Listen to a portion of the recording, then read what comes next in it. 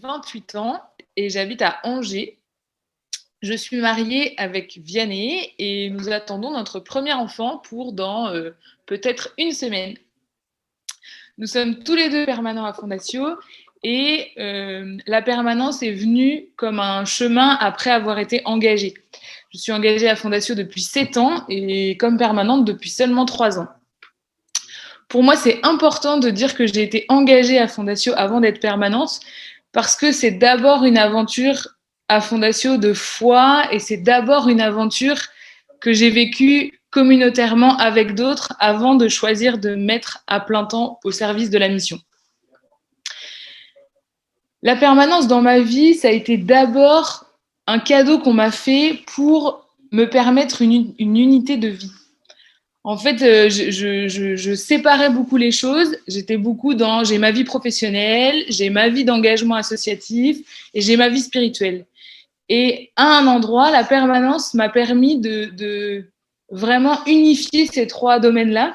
Et en fait, j'y ai trouvé à la fois mon lieu d'engagement, à la fois mon lieu de vie spirituelle vraiment, et puis à la fois mon engagement professionnel. C'est vraiment, ça m'a permis de m'ancrer et ça m'a permis de m'unifier pour être vraiment solide. J'ai l'impression que depuis 3 ans, je gagne en solidité intérieure. À travers ça, ça a aussi été une source de vie immense, c'est-à-dire l'impression que du coup, ces trois domaines, ça s'est vraiment déployé.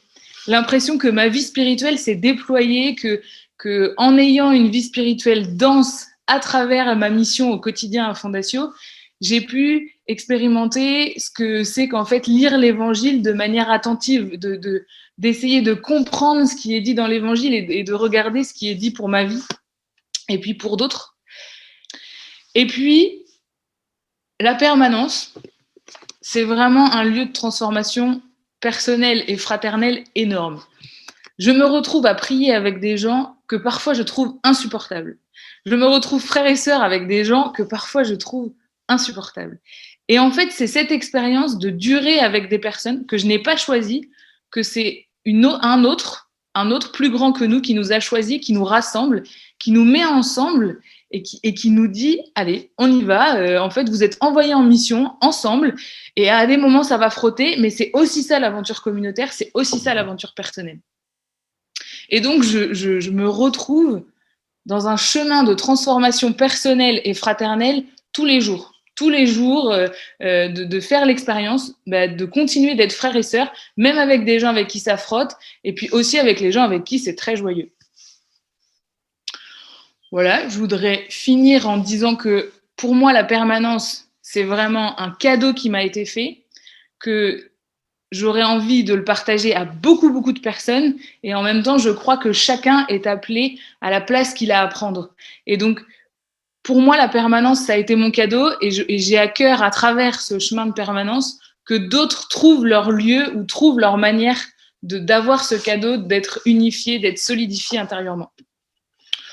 Si certains trouvent que c'est la permanence, c'est génial. Et en même temps, si certains, à travers le modèle de la permanence, trouvent un autre lieu, c'est aussi génial. Et ça, vraiment, ça m'est à cœur. Je crois que, en fait, chacun a le modèle qui l'attend quelque part pour s'unifier et pour se solidifier.